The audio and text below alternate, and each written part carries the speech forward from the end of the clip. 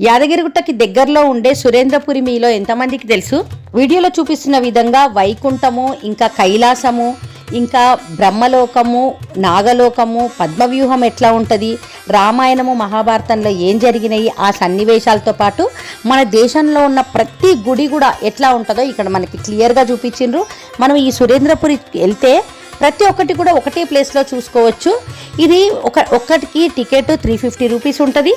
పిల్లలకి ఇవన్నీ కూడా చూపించి మీరు రామాయణము మహాభారతం గురించి చెప్తే ఇంకా మర్చిపోలేరు, కళ్ళకు కట్టినట్టుగా ఉంటుంది.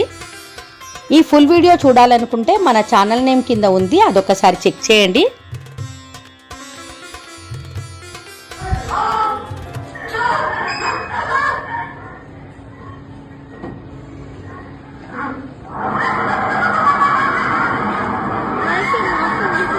వెళ్ళేటప్పుడు కూడా నవ్వుతుందా?